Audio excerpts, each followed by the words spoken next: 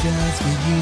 We talk film, TV, both old and new. We discover new things, our taste get broader. So here's the show's host in no particular order.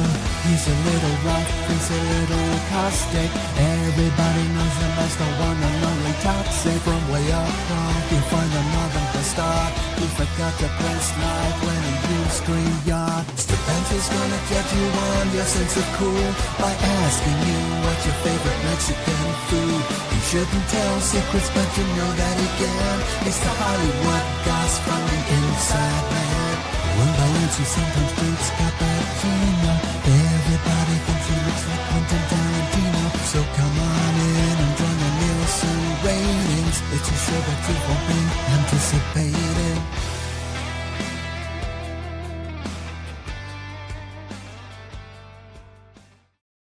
Hello. I am back from Corfu. In fact, I got off a plane probably only a few hours ago. And in fact, I've only been home at my residence for about the last 90 minutes. I got in and I was like, should we do a live tonight? You know, I haven't scheduled it. We might not get many people watching because I haven't scheduled it. But I thought, I gotta do a live. I miss doing this. We missed 1 week. 1 week is too many. Nielsen Ratings is supposed to happen every Tuesday live at 10 p.m. So welcome back to my weekly review show where we review all things new and old on film and television, documentaries, feature films, TV shows, new stuff that's come out that we think you should watch, and old stuff that's been out a long time that we think you should check out. I have a panel of guests, experts in their field, so to speak, including my regular co-host all the way from Texas. It's Stupenzolicious. Howdy. How are you, sir? Howdy. Good. I was in El Paso this weekend. 24 hours of driving and 24 hours of hanging out in El Paso. Like, when you say 24 hours of hanging out in El Paso, is that sort of a euphemism for partying and fun times? No, it was my brother's graduation, master's degree.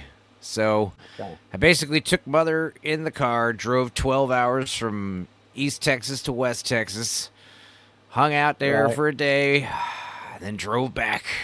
Oof. Yeah, I feel like I hear the strain in your voice. It sounds like that was not a fun time. It was fun, but I mean, I have no problem on the road, you know. But you know, mom's old. Yeah. You know.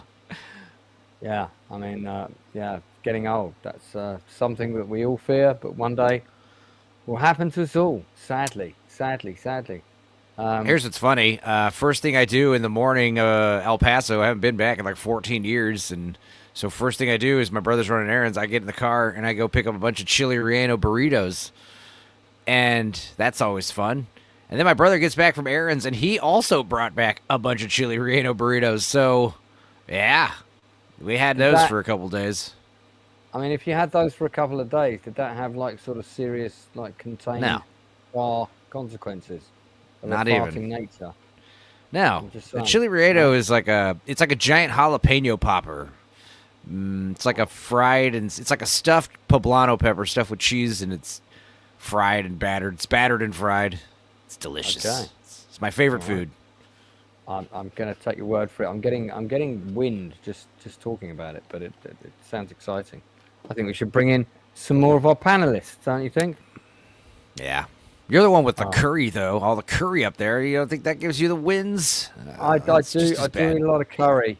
Talking of curry and wind, all the way from the windy wall of the north, Northern English Bastard is with us.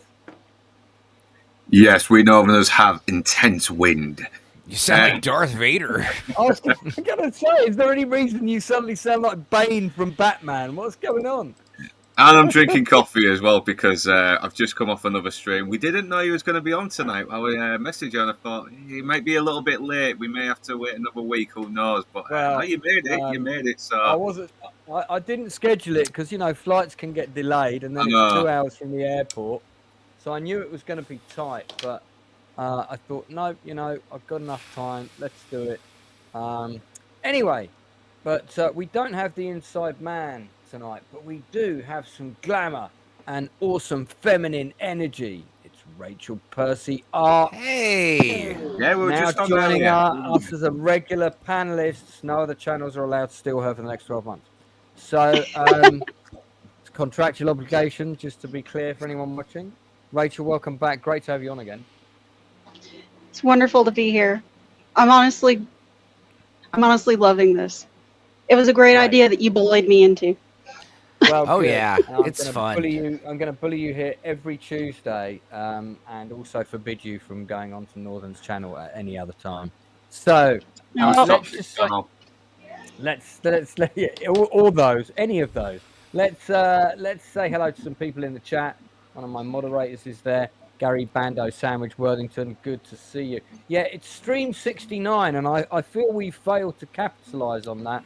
Going to discuss that No, shortly. I put a man and a woman on the cover, you know. You did. I did see that. We've got Amadeus Red is here. Wormy Spoons is in the chat. Good to see you. Axel's Abode is here. Drew Gordon also celebrating the fact that it's the 69th stream. And we also have regular Aaron Charman, of course. 69 dudes. Yeah. I mean, What's the movie, Lance? What movie did I just quote just now? That's Bill and Ted. 69 dudes. There you go. That's All Bill, right. that's Bill and Ted's Excellent Adventure. All right. Yeah, and I'm pretty sure they say that line again in the sequel, if I remember rightly. I think they say it both times. Incorrect.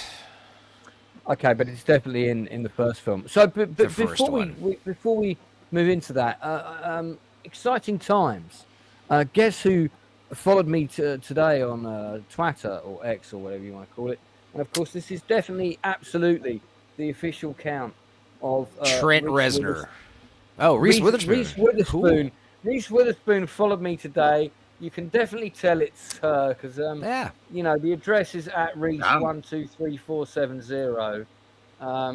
And Usually you'd be like, oh, is she verified? Oh, she is verified. Okay, good. is she? Looks like a blue check mark next to her name. This is not the real Reese Witherspoon. Come on. Just because. No, yeah, I was gonna say it used to be you check if it's verified, and that would be a thing, but now it means nothing. So, I mean, you know, come on. I mean, she's great in the morning show, by the way. I absolutely love. hey, that you know, show. you let it off, and I was honestly, before I did some looking at the sub count and stuff, the follower count, I totally would have believed it if Reese Witherspoon followed you randomly. That would have not been surprising. Well, okay, so she's following 305, which is probably about standard number for a celebrity. Yeah. But she's only got 1,207 followers. I mean, what is Has this she in yours messaged now? you already?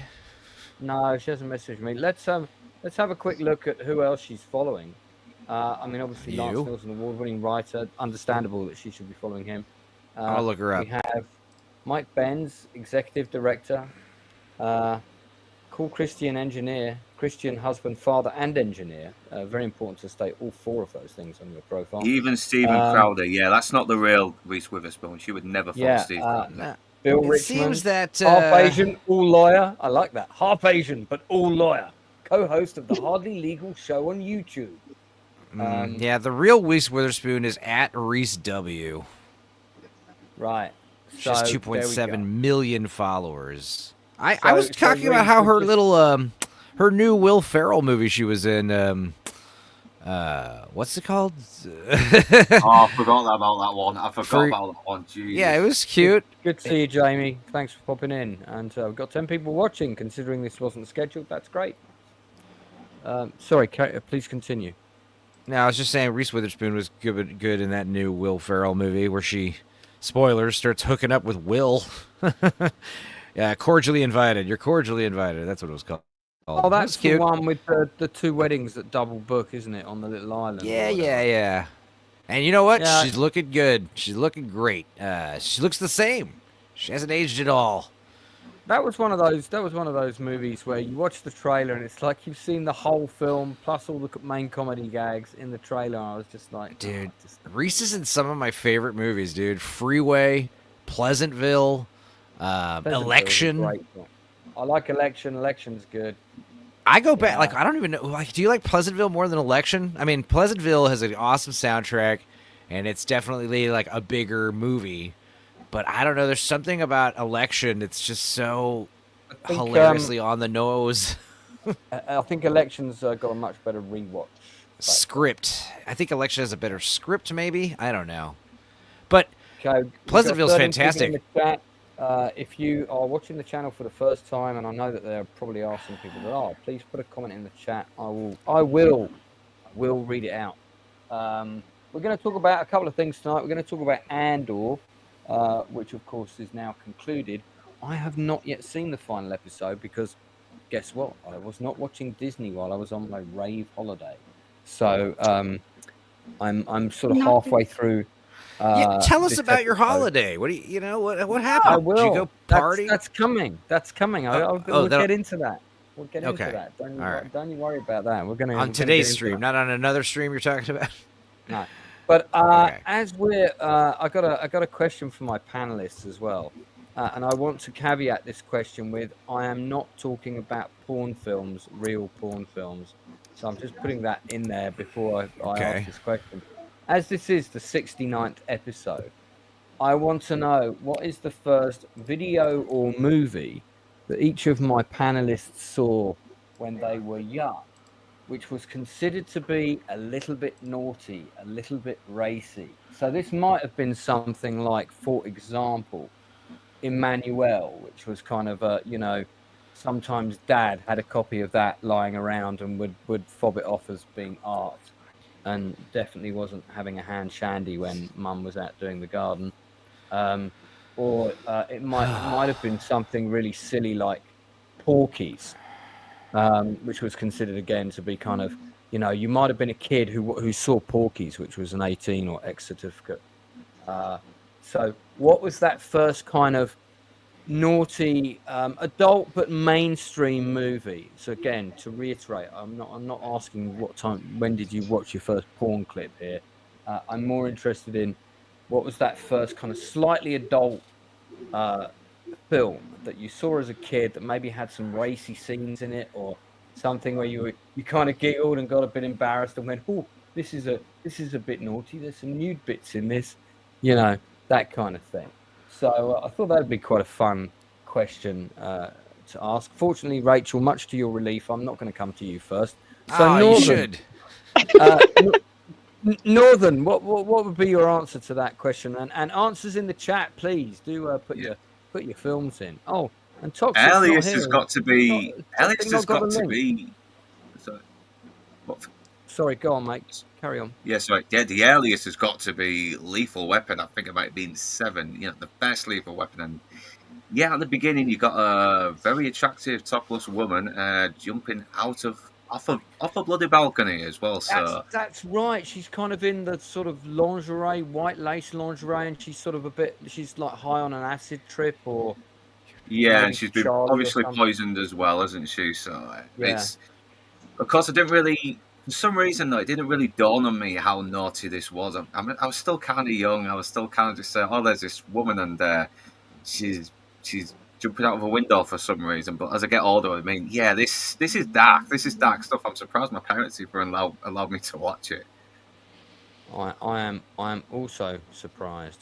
Toxic, by the way, if you are around, buddy, I am dropping you the link. Oh, I sent you the link already. You got the link on Facebook. Maybe he's not available yet to come in.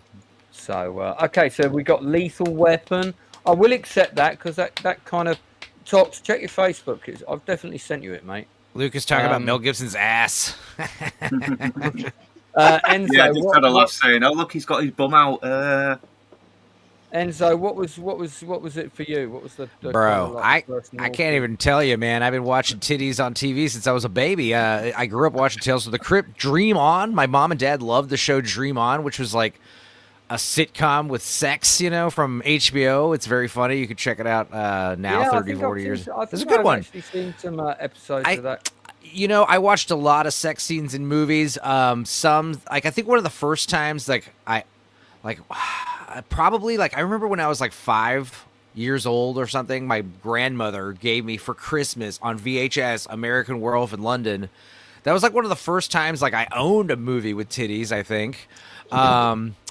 I very vividly remember. I very vividly remember watching Edward Scissorhands in the theater, and my mom trying to cover my eyes when that lady's like trying to seduce Edward in that beauty shop, and I was like, "Mom, like, what are you doing? I've seen so much nudity." You know, like I said, I famously watched From Dusk Till Dawn in the theaters when I was 10, but way before that, like, I can tell you the first actual porno movie I ever watched too is called The Filthy Rich. It's a literal movie. It's one of those like 70s adult films, and it's a hilarious story about this rich couple, and they have a butler and a maid, and they kind of do a swap. They swap places. So, you know, I've seen this movie. I remember it. Yeah, it's one of those porno like movies, like a film. You know, it's one of those pornos that's got. It was at that brief period where it looked like porn was going to merge with the mainstream. So there was several films that came out around that time. Caligula was another one, and Electric Blue shot all those extra scenes that the actors didn't know about and then dropped them in the movie. But, nice. Yeah. But yeah, I would say I think probably the first one I could probably vividly remember would probably be American Werewolf from London. Great movie. Yeah. That is another classic one that also has a wee bit of naughtiness in it. Excellent. You get one tid. No, there's actually a bunch of tids in that movie. I forgot. Rachel, what was the first TV show or movie that made you blush a bit, where you went, "Oh, I probably shouldn't be watching this," when you were young? Well, I have the same experience that Enzo has. There was no real boundary Children for me. of the 80s. Yes, exactly. Children of the 80s and 90s. We watched what our parents watched, and if it was a little bit racy, oh well. We didn't have this, "Oh God, cover your eyes. You can't see that." We didn't have that. We just watched it. But, you know, Lethal Weapon, I think I was 3 when that came out, and we watched it. No problems. The one that's really sticking out to me is Ruthless People with I love Bette that Midler. film. Not many people Yes. talk about that movie, but that movie's a great I film, and it's love got that those great movie. animated opening titles. I miss that. We need more of that. Oh yeah. That is a good film, and actually, if you want to come back, if we want to circle back round to that in a little bit, that could be your retro movie pick of the week, and we could talk about it a little bit, Rachel, if you want. I can do it. Yeah, that's a good. All right, I'll queue up the stills for that. That's a good film. Toxic. What was it? All all porn access 24 hours a day in your house as a kid? No, I didn't get cable until I was 10. We got HBO and Cinemax, and then we switched and got the Movie Channel and Showtime, and kind of just did a back and forth thing. But yeah, the first thing I remember watching was late night Clan of the Cave Bear with Daryl Hannah came on, and I was like, whoa, what's happening right now? Like, I was like, I don't think I'm supposed to be watching this. And then right after that, I saw Wildcats, and I don't know if that's a body double or if that's actually Goldie Hawn in that movie, but she has a scene where she's in the tub and her ex-husband peeks in on her or whatever. I'm not sure if that's actually Goldie Hawn or not, but that was definitely. And then of course the Terminator with the epic sex scene where John Connor, the savior of the human race, is he's procreated by the dirty balls of Kyle Reese wearing bum's jeans with no underwear, free balling, and basically gives Sarah Connor not only the human race's salvation, but also a pretty good staph infection, I'd imagine. Yeah. Well, he was a filthy bum. That's certainly a way with words of talking about that. Mine was a bit more salubrious. This is in the days when kind of, straight to video, there was lots of stuff coming out. But by this time, I was tall enough to blag my way with my good friend Martin Hodgson into seeing 18 certificate movies. And the 18 certificate was fairly new. I think it came out around the mid-'80s, something like that. And we got to see a double bill of Bachelor Party with Tom Hanks, which has various scenes involving hookers, partial nudity. There's some clips of a porno movie with the porn cut out, which is pretty funny. and donkeys taking drugs. So I mean, this film has it all. If I met Tom Hanks, I would definitely bring this movie up because I actually think it holds up really well. And then this was a double bill with another movie, which also had a tiny bit of nudity, one kind of sex scene in it, which now is very problematic. If you've seen the film, you'll know why. But it was a double bill with Revenge of the Nerds, which was the new movie at the time. So this was considered to be sort of, these were two quite racy. We thought they were quite racy at the time because we were young and weren't actually old enough to see them. But we did. We blagged our way into seeing them, and we felt, we're going to see something naughty, and it was all quite funny. Oh damn! Is that just in? George Wendt has passed away from. Oh, that's Norm's that's in heaven. Wasn't he also in the horror movie House? I believe so. He was also in Dreamscape. He was in that great Malcolm McDowell episode of, Malcolm McDowell episode of Tales from the Crypt with the vampire working at the blood bank. Yeah. But yeah, honestly, I don't know, man. I was on the boat where I thought he was already dead. I didn't realize he was still alive. I have to say, I was of that opinion also. So okay. Yeah.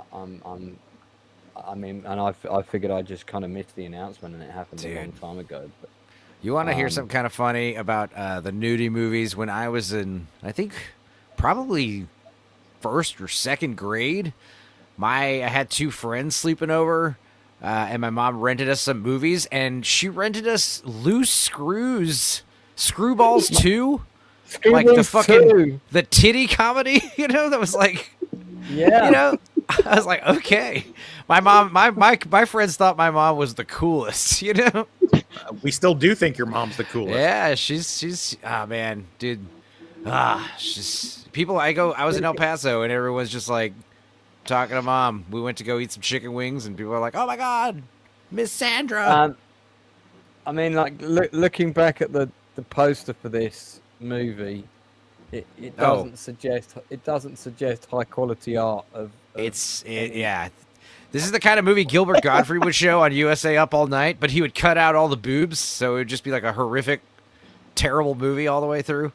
Yeah, man. Also, yeah, my dad's favorite movie was not Clan of the Cape Bear, Quest for Fire, and he would explain it to us. He'd be like, favorite movie's Quest for Fire. It's about a bunch of cavemen. They go look for fire. They find fire, and they fuck by the fire.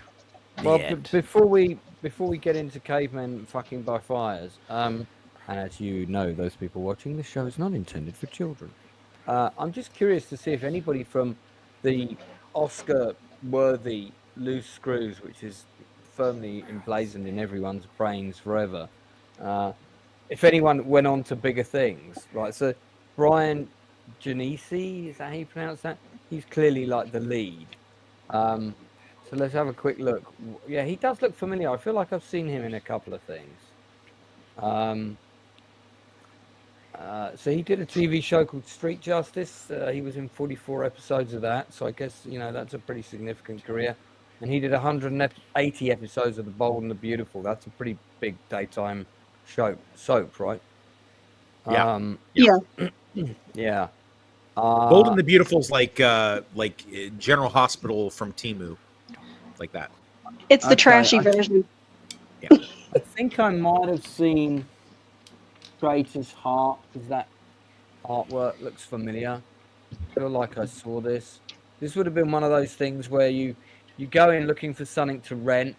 It's got a helicopter and some action and a hot chick on the front. You're like, oh, this looks good. I'll rent this. Only to, 2 hours later, you're trudging back to the video store. Fuck, this film was terrible. 6 user reviews for Traitor's Heart, which is currently scoring 3.6 out of 10. Shades of Total Recall. I don't remember that. Don't be fooled. Blockbuster Video had this thing on sale for $5. And I said, what the heck? That's the price of the rental, so why not buy it? Looked like a low-budget action B-movie from the cover of the DVD. Wrong. No action, poor acting, dumb story, a complete waste of time. I feel I did see this. I feel I did watch this and thought, this is pants. The cover does not represent the movie. Anyway, okay, so he had a little acting career. What about the director, though? What about the director of Loose Screws? Did he go on to, do the next Piano? No Do we think? idea. Shall we find out? Let's have a quick look. It's Raphael Zielinski, I think you pronounce Zielinski? that. Zielinski? Zielinski. He directed other such classics as Tiger Within, the latest one. I think he's still 2020. around. He is still around. 2020. Poltergeist: The Legacy. That's the TV series version. He did 2 episodes of Highlander. So that's Wow. Yeah. So he did a few bits. Not loads, but he did a couple of things. All right, let's move on from Loose Screws. Shall we talk about Andor a bit? What do we reckon? Yes, let's do that. Who of my panelists have seen all of it? Who's seen I it? have. Nope. Didn't even see the first season. Okay, Tox has seen it all, but he's now suddenly jumped off. Northern, have you seen it all? No, I've not even seen the first series. Oh, fuck me. I thought you were a regular watcher of it. No, I've not. Okay. I've pretty much avoided a lot of Disney Star Wars. You know, I will say with the first season, everyone was raving about it. And I was like, okay, if you guys are still raving about it, season 2, I will give it a shot. But then it's funny because the people that were raving about season 1 were like, this is boring. It's going nowhere. It's a lot of bloat. And then a lot of them all of a sudden are like, it's pretty good if you wait till the very last episode. It all like rounds out. And I'm like, bro, I don't want to sit through fucking 7 hours of shit just so it can pay off. Exactly. Well, I mean, I will say that I thought, I mean, I haven't done the last episode yet. The last 3 episodes for me have been pretty good. Okay. I liked the when the rebellion actually happens. I like the Senate episode after that. The massacre in the square on this planet. I will say I appreciate a stuff. Star Wars show without lightsabers in it. That's points for that. Yeah, agreed. I would say the pluses are the performances are good. One of my lead actors from The Journey, my movie The Journey, is in Andor. Who goes on to be in Rogue One. It's quite nice that they're kind of backtracking and setting up him as well, because he's quite a main character. And he only got added to Rogue One in the reshoots, by the way. He wasn't in the original shoot. When they were trying to sort of, see if we could get the film to make sense. Then I think the production values are pretty good. The special effects are pretty good.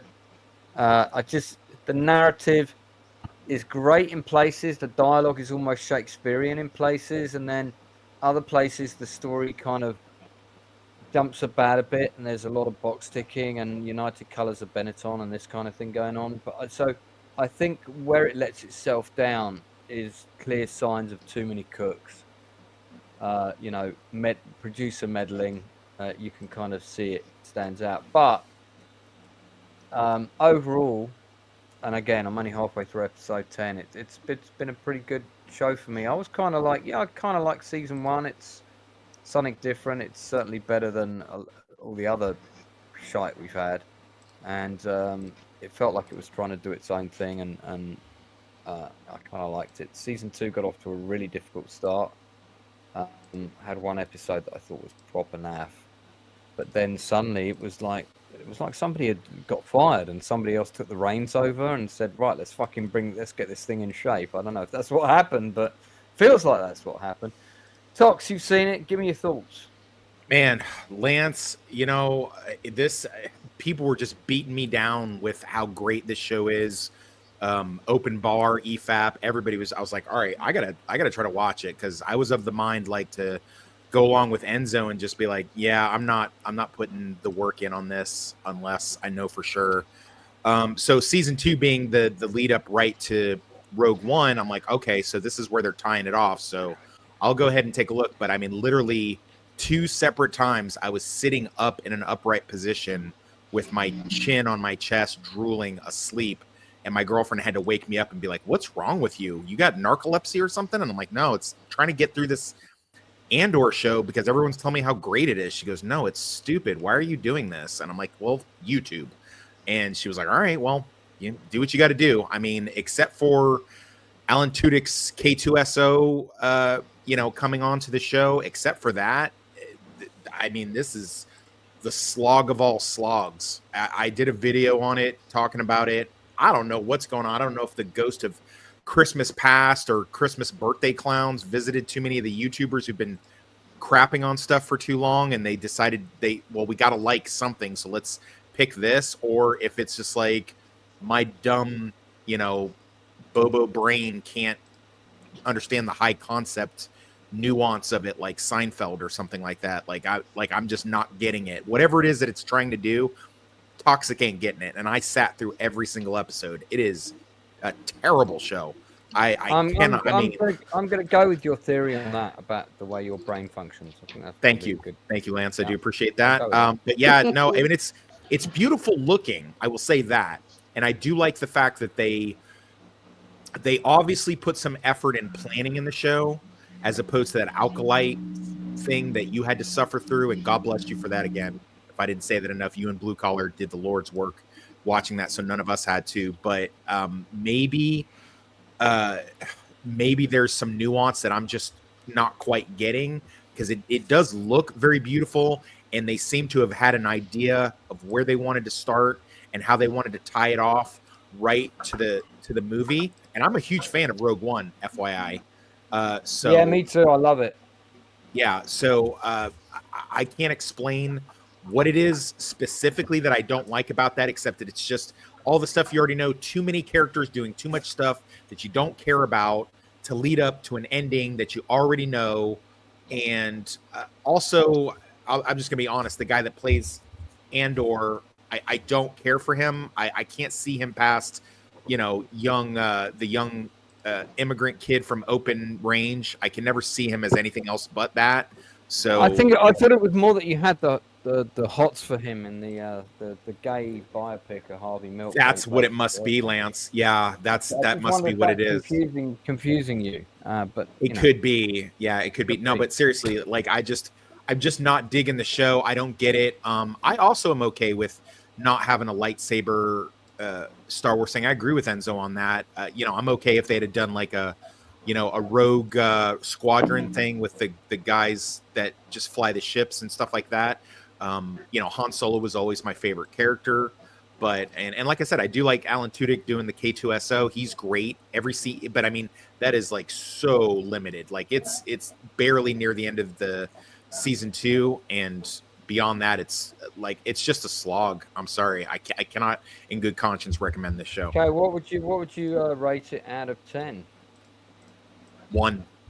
And that's me being generous. That's just because it looks. Come on. Yeah, because it looks good. Look, Lance, I can't be if I'm falling asleep. You're doing it 1 for production design. That's all. Yeah. If I'm falling asleep during the show, well, I mean, that's not a vote of confidence. I will agree with that. Absolutely.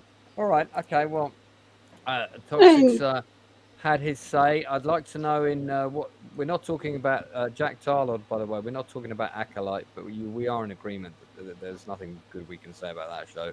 I got a question though. Yes, you have a question, Rachel. You have the conch. Go ahead. It has to be better than Ahsoka and the Acolyte, right? Like, if we're being honest, it has to be better than that. But I mean, how do you? I think it's better than. I think it's better than the Acolyte for sure. How do you rate something like that? How do you rate the amount of, like, if you're just like, well, my dog pooped on the porch, but then a random squirrel pooped on the porch. I mean, do you rate it by the size of the poop, or do you how do you, or it's like, I slam my foot in the door, but it's my left foot, not my right foot, so that's okay. Or like, how do you rate just dreadfulness? Like, I don't know how you do that. Again, well, in terms of poop, it has to be big and solid and in one piece.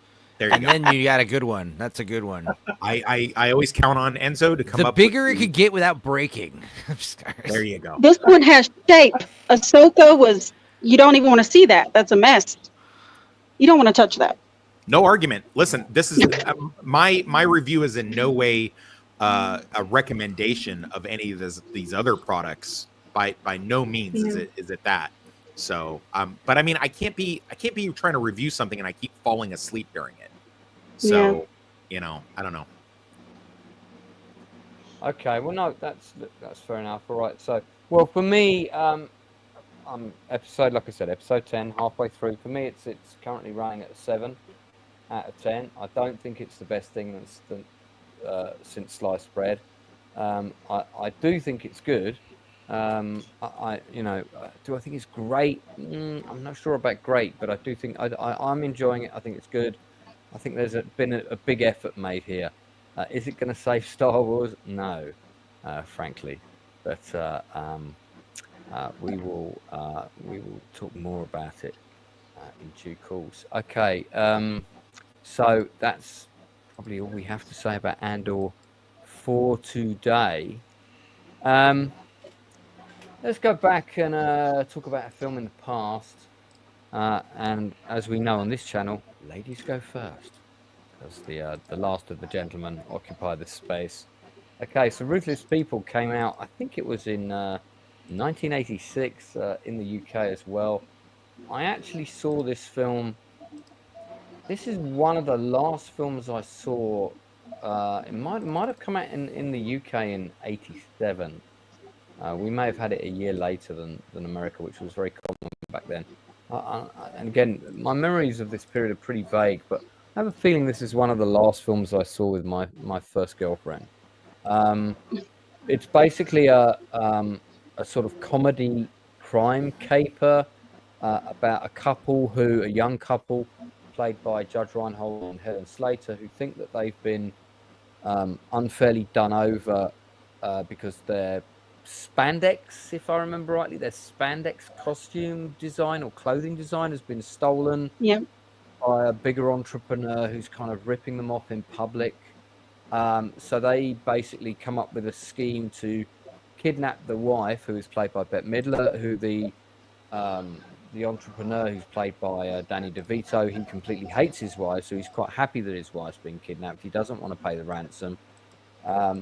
And ultimately, the wife ends up befriending the kidnappers, and ultimately they all try and get their revenge on Danny DeVito's character. And I just remember it being, you know, quite funny. Sometimes some of the humor is quite childish, but yeah, I quite enjoyed this film, and I particularly remember the opening titles with the very cool sort of animation, very loud sort of animation music sequence. Rachel, so why do you like this film? Talk to us about it. It's a wonderful comedy of errors. Everything that can go wrong for these people goes wrong. They have the horrible mistake of choosing this woman in the first place. Yeah. Just being anywhere near her is a mistake. She puts them through hellish torture, just having to put up with her. And everything about it is just hilarious, from the start to the finish. Even the plot to murder a poodle is funny. Oh my Everything God, about it is funny. Yeah, I forgot about the poodle plot. James Evans says, it sounds like my life. Mate, I know how you feel. Big Dave K is in the chat. How goes it? I've not attended a Lance meeting in a while. Mate, just think of this as your road to sobriety. Thank you for tuning in. Yeah, sorry, Rachel. Do continue. Oh, that's fine. I'll get some stills up here as you were talking about it. Yeah. This is, by the way, this is one of the first main roles of the actor Bill Pullman, and he's so young in this, but he's great in it. It's a very different role for the ones he would do later. Oh, I'm laughing just remembering that particular scene. That's the scene. Yeah, because he thinks the woman's being murdered. Yeah. Oh, that is the moment. And he is so hilarious in this. He's just a complete idiot. Yeah. Just a complete idiot. To think that what's going on is a murder in progress. Even as a kid, I was like, God, he's dumb. And I had to have been like 4 or 5 when I saw this. I was like, wow. That gentleman, I don't think there's anything in there. I bet you hear the ocean when you hold his head up to your ear. You know, just my God. By the way, if I can just ask Enzo with his Texan drawl to say the word cool. Cool. No, that's how you say it. I don't call. That's CAWL. That's how you'd say it. See, Cow. those, for the benefit of people watching, Enzo is currently making that exact same expression on his face. So Sure. there you go. I can see it. I think it's interesting how much he looks like, or his Cool. son looks like him. Is Lewis Pullman the hot new thing right now? Looks like his dad. Oh, I'm supposed to be there. saying cool. I thought you said call, like on a call. No, Yeah, I cool. said cool. Cool Same drink thing. water. Same Cool. thing. It'd be COO. Cool drink water. Cool. Drink Cool. water. Yeah. Yeah. You don't pronounce the L. Yeah. Also, It's a cool Toxic's, day. Toxic cellmate during his time inside looked very similar to this. It's Yeah. a hot goddamn day, but the air conditioner's blasting. Keep the place cool. Cool. Yeah. FYI. Okay. Yeah. I mean, I love that. Check out his passport picture. There's lots of things. They kind of like put lots of little silly jokes in this wherever they could. But you know, I remember when I rewatched this film on video 3 or 4 years after it came out, I found it even funnier then. And I think I watched it probably about 10 years ago with the ex-wife, and I seem to recall she really enjoyed it. So yeah, I guess it holds up well. If you want to check out Lord Toxic's review of season 2 of Andor, where he has a mad rant, and you can, you know, judge for yourself if he is indeed insane, check out that link. So, passports came today. Normally I have to wait a week for mine to come. Read into that what you will. Okay, cool. What would you give this out of 10, Rachel? Oh, goodness. I'd give it a 9, honestly. I wouldn't change a thing about it, really. I'd have to watch it again. I'd give it an 8, just on memory alone. Yeah. But I have a feeling if I watched it again, and that might also go up to a 9. Who else on the panel has seen it? Anyone? Don't remember it. I have. It was on maximum rotation on HBO back in the day. Yep. Okay, Tox, did you like it? I love it. Great. My favorite scene is when Judge Reinhold puts the chloroform on his own face. Oh yeah, I remember that. Oh my god. That's when, like, because like Bette Midler kind of smacks him one, and she keeps coming up with all these ways to like escape and stuff. Or just, No like, one suffers like this man. No one suffers like Judge Reinhold. Judge Reinhold has such great comedic timing, especially back in the 80s. It's amazing. Yeah, I give this a good solid 8 out of 10, boss. Yeah, and I mean, this is definitely one of the stronger movies that he did. This had by the way, this had a screening at the opening night of this was at the Odeon Leicester Square, which is the premium premiere cinema, and that is where I saw it, in a cinema full of people. Something that doesn't happen very often these days. In fact, we were talking about that on my recent rave holiday, which we will come back to. Helen Slater, she wears a lot of makeup in this movie. I do remember that, like a ton of makeup. And yeah, Danny DeVito is certainly at his most sleazy. So this is an oldie. We're recommending it. Ruthless People. Do check it out. Tox, have you got a rating for it out of 10? Yeah, I give it an 8 out of 10, boss. 8 out of 10. All right, wicked. Look how young Northern. DeVito is there. Northern, what have you got to recommend us this week? Oh, I'm trying to mention some that I've not mentioned on Toxic Show already, but I will recommend one, and that is The Luckiest Man in America. It's about the true story about this guy called Larson, who attended the American game show, Press Your Luck, and he just kept winning and winning because he'd recognized a pattern in the panels, and because he was winning so much, the producers were really trying to stop him. They were trying to see if he was scamming everybody, everything, or even almost trying to prevent him from winning the actual game or receiving his winnings. When did this get released, and where can I see it? Unfortunately, it was only released in April, and there's been no date of a UK release. I pretty much had to steal the 1, 2, 3, 4, 5, 6 plus 1 Are seas. you suggesting you sailed the high seas in order to facilitate watching this show? Yeah. I took my pirate ship plane all the way to America to see it. So Okay. it is a very It's good that you've underrated got- film. It's good that you've got that first-class jet that you can occasionally take to America to go and watch films. I like that. I think Drinker's got one of those. How can you afford these things? I mean, well, 2,300,000 subscribers. I think he's at now. He can definitely afford it. I would like to do this because it's based on a true story. It was right up my street. Yeah, I saw it too. I liked it, but you could just read the damn.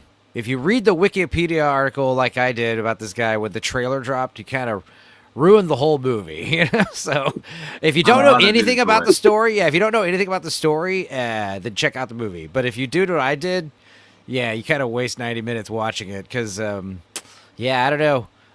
Just reading about the guy in 20 minutes is like you learn more just from reading the Wikipedia article than the movie. You know, the movie kind of ends abruptly. You know, he had a lot of problems, didn't he? Though even after this, though, but he pretty much had squandered his investments, didn't he? Spoilers because I haven't seen it. And I want to. Yeah, I would say go in blind if you are one of the fortunate people that doesn't know. Because there is a documentary on it as well, which Toxic has said is better, which is understandable because it's the real story, but this is still a very good dramatization. You really do want to see this guy get one over on the producers because they're basically playing an angle. They've seen that this guy's blagged his way onto the show. He's not the real auditioning contestant, but they put him on anyway because they think, oh well, the average man, you know, the American dream, all that stuff. I would even argue the trailer gives a lot away. You know, like don't even watch the trailer. I'm not going to watch the trailer. What I am going to do is borrow Northern's private jet. I'm going to fire that up later tonight. I'm going to jet over to the States and I would have watched it by the end of the day. We'll get high. We've got some chicks on the plane. You know, they're going to love you, man. I didn't know all of that was included. I apologise now, Rachel, for the presence of the chicks because I was going to take you. All right. Well, next time. We got some guys for you, Rachel. We got you don't want to bring sand to the beach, bro. Let me read this super chat out. Hold on. Nice to be able to listen to this live. Loving Lord Toxic's book. The part with the vampires is terrifying, better than Stephen King. Looking forward to the chapter with the aliens and the pyramids. Yeah, I mean, Toxic's books contains everything. So, you know, if you want a grounded cop, sort of private eye, sort of gritty thriller, but includes aliens, pyramids, and vampires. It does not. It does not. It does not include any of those things. But thank you. So, I mean, obviously, we don't want to get into spoilers, so we have to say it doesn't include those things. But you know, those things are those things. Yeah, it does. Heavily it does. But thank you, RT. I do appreciate the plug.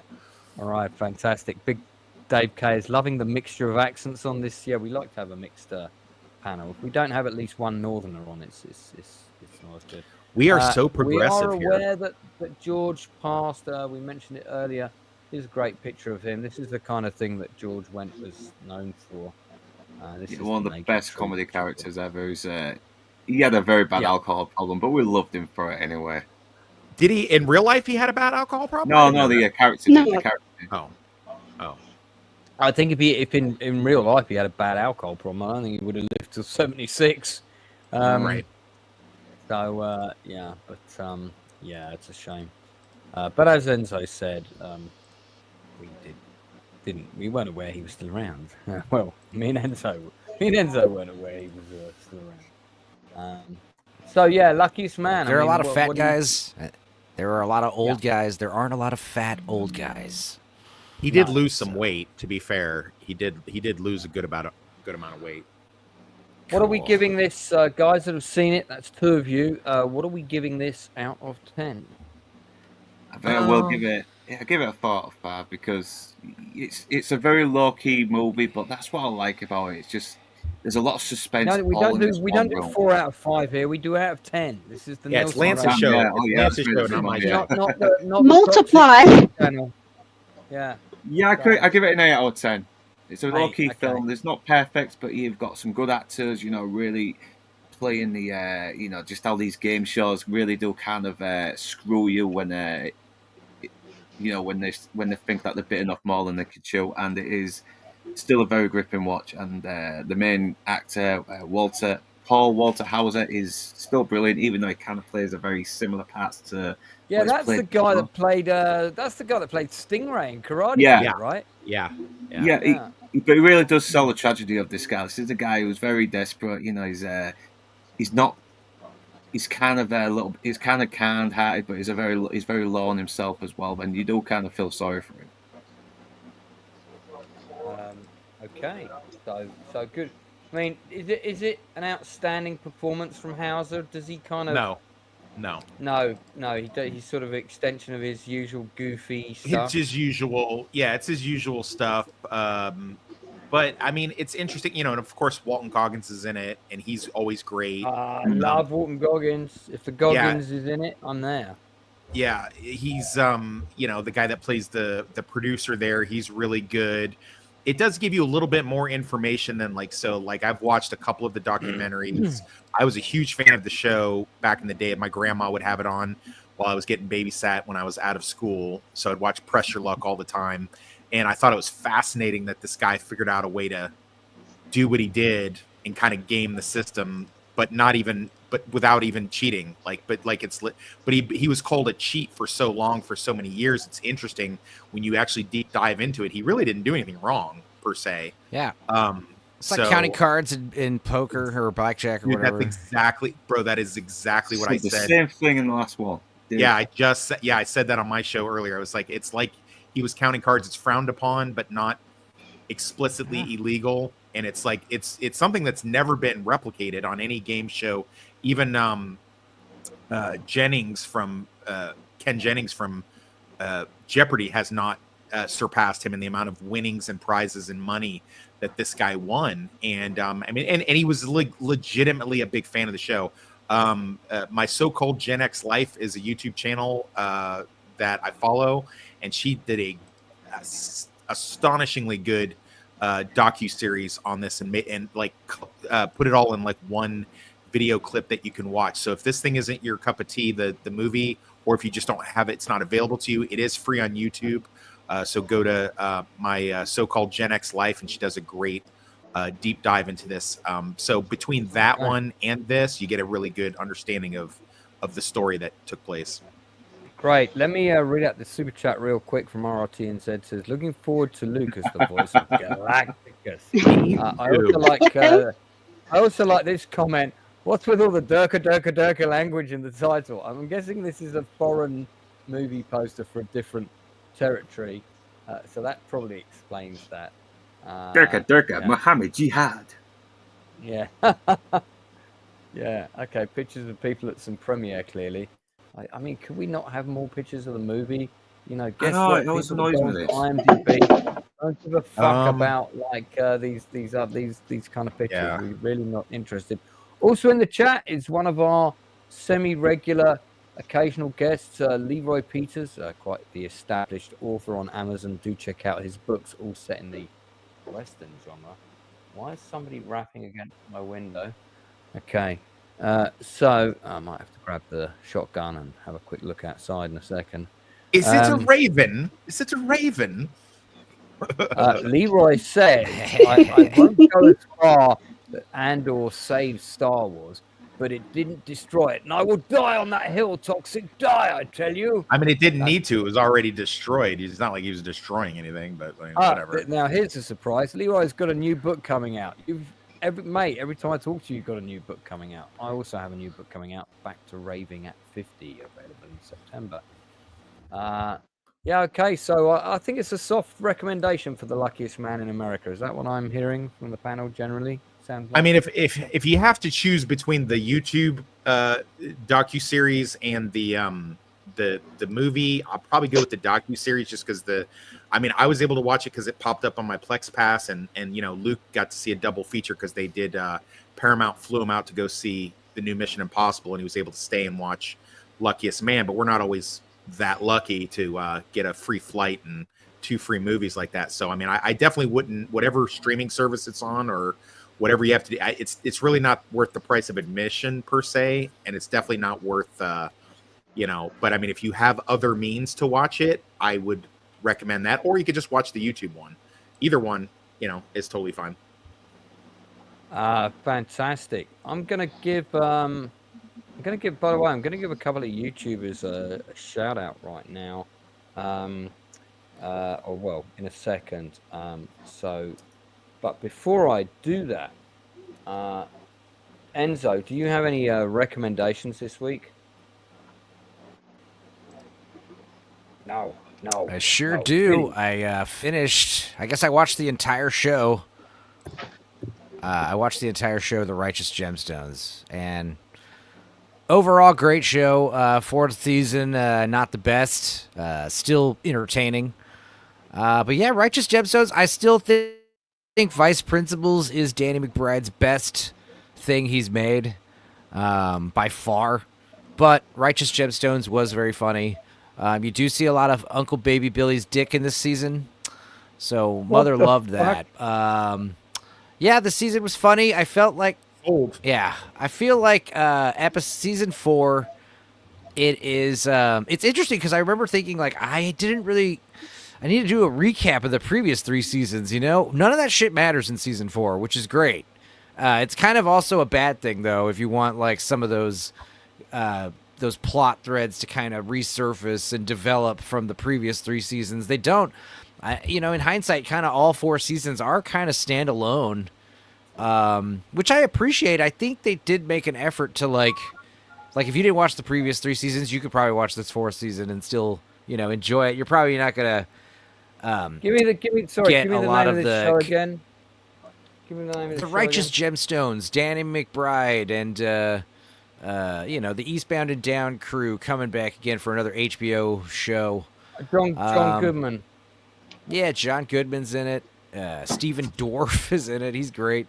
There's a lot of this season's got what's her name, Offerman's wife, the voice of Linda's sister from Bob's Burgers, Megan something. She's great.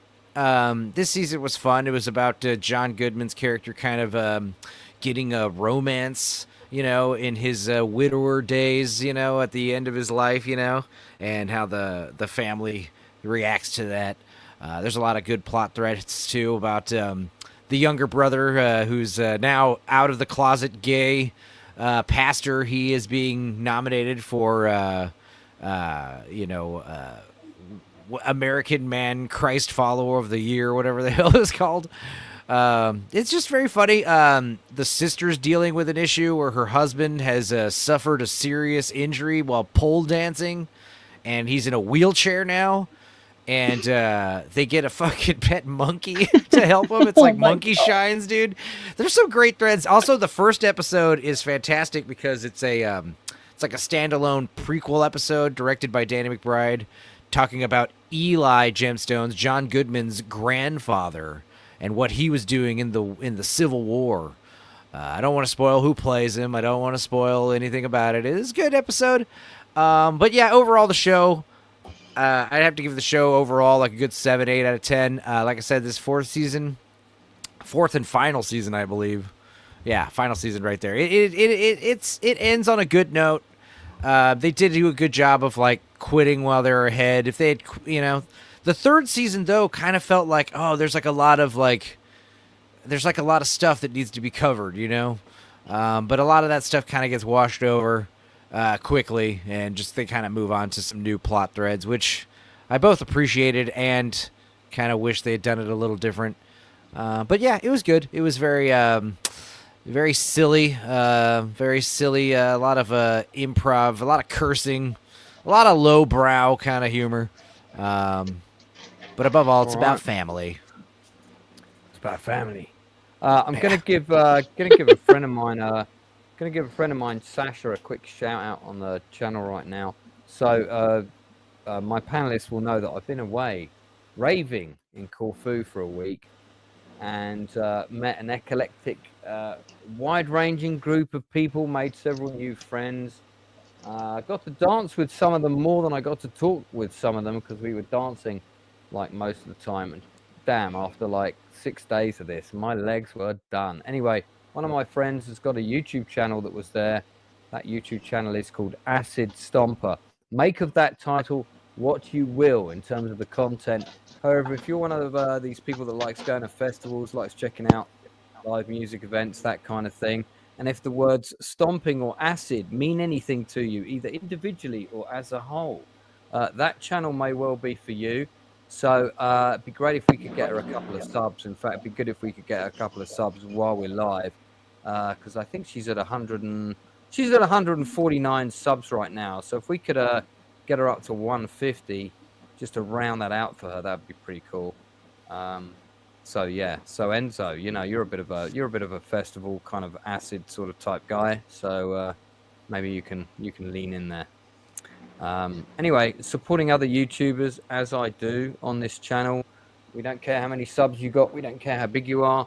I'll always give people a shout out, and maybe we will get Sasha to come on the channel sometime and have a chat with us when I'm reviewing a music event, or in fact when I'm talking about Unity in the Sun, which is the event that I went to. I will be doing a live stream about that later this week and talking about the various shenanigans. I'll be talking about the event. I'll be talking about kind of what that area of the island of Corfu was like, and the other things that you can go and do apart from raving in that area. Thank you, Drew Gordon. We've just taken Sasha over 150 subs. Look at that. Fantastic. So who's to know who's raving next to you on the dance floor? You never know, do you?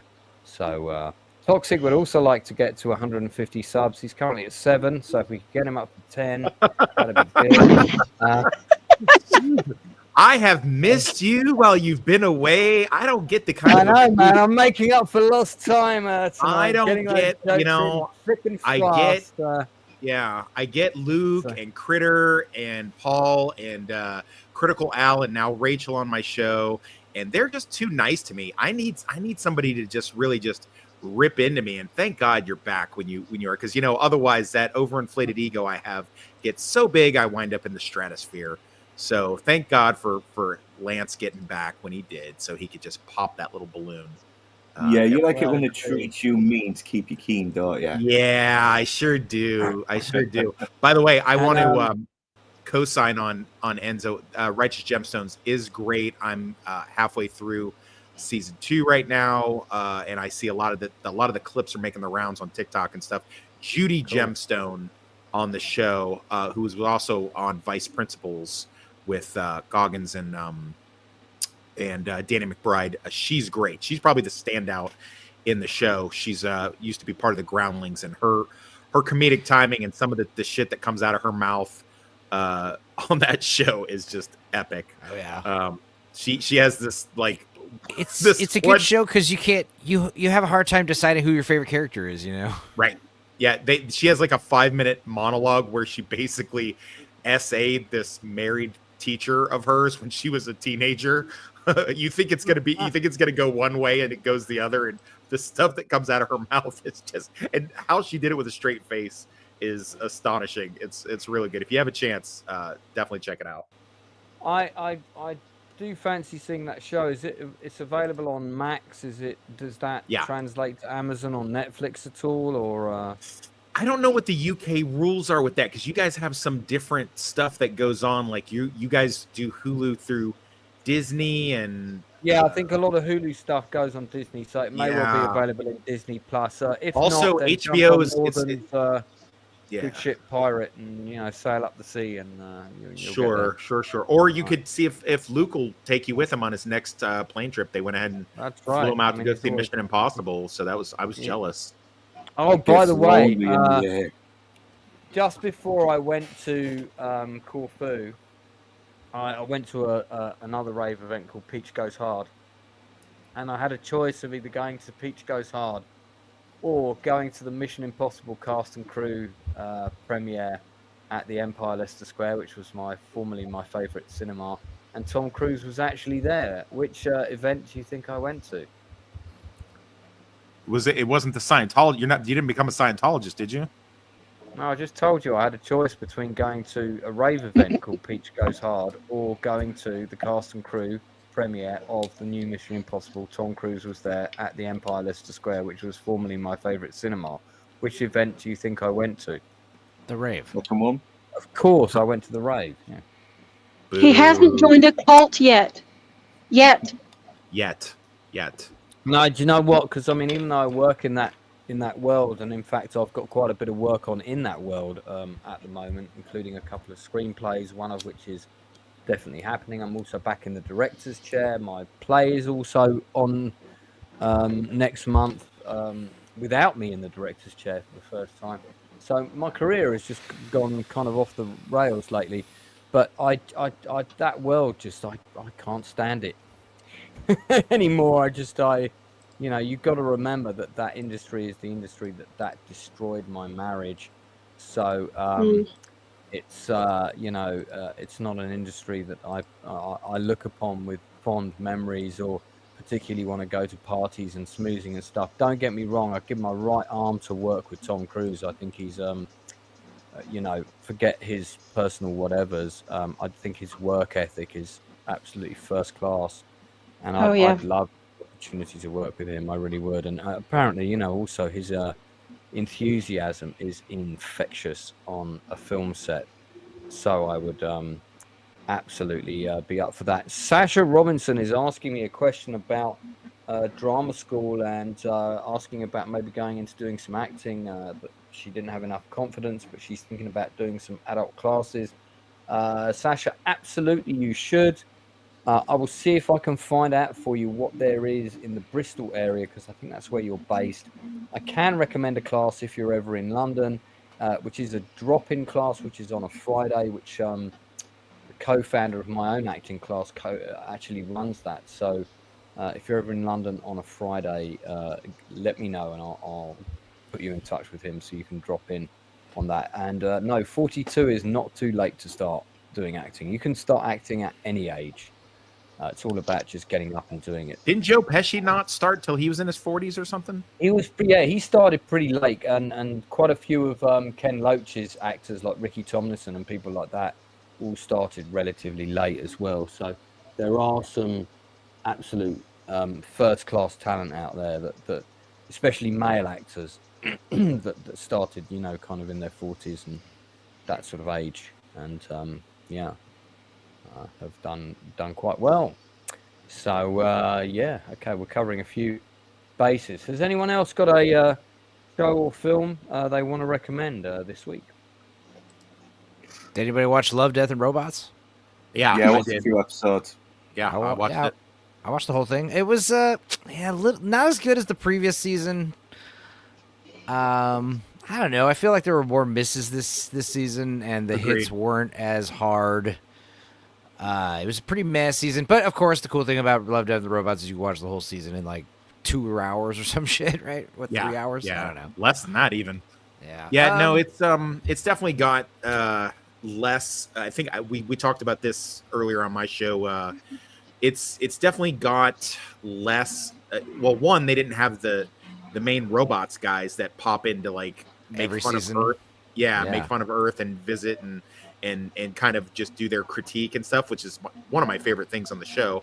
And then 2, they didn't have any of that kind of dark horror that they usually have, like, the creepy, the monster on the ship thing or any of that. Yeah. Like I'm having a hard time remembering what I liked as opposed to I'm easily remembering what I didn't like. Yeah. Like the whole Red Hot Chili Peppers first one, hated it. Don't get it. What the hell is this? I don't know. I don't know. Stupid. The the cat and the robot thing was really funny.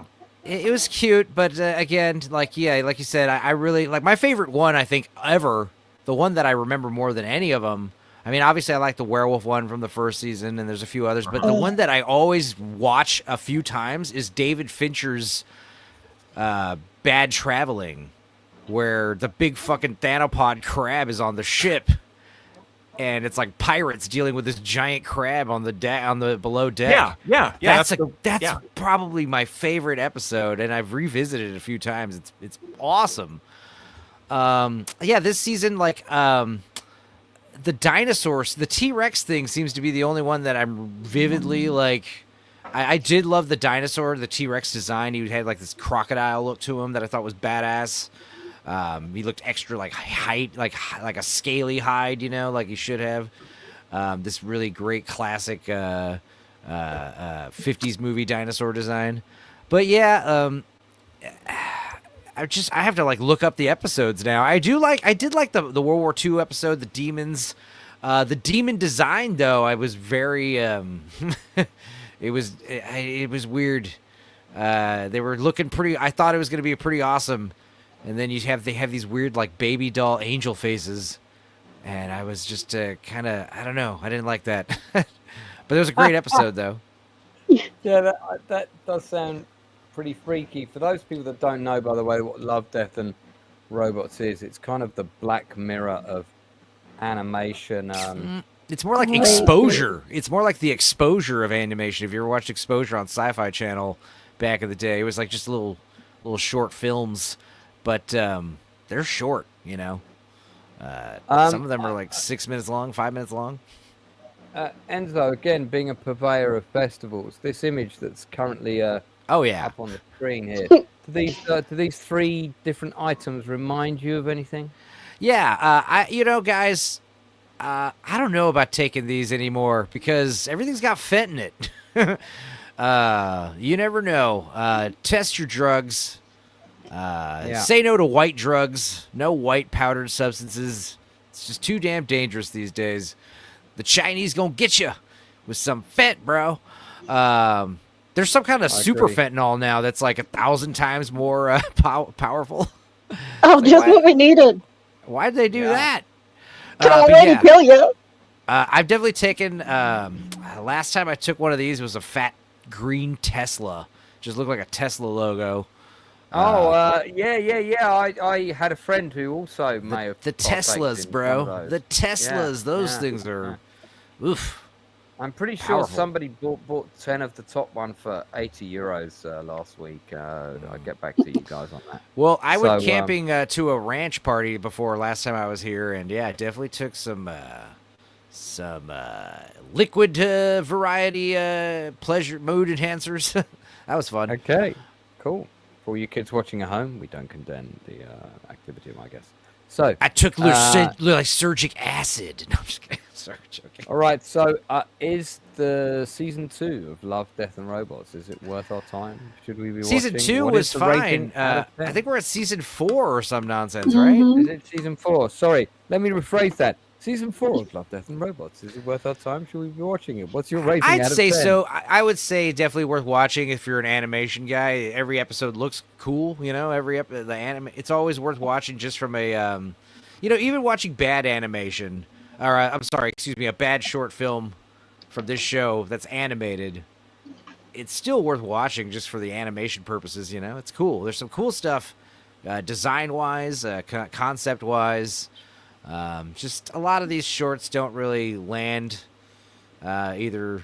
Like there's one that's like a live action episode and it's like a big joke and the whole joke kind of just falls flat. I don't know.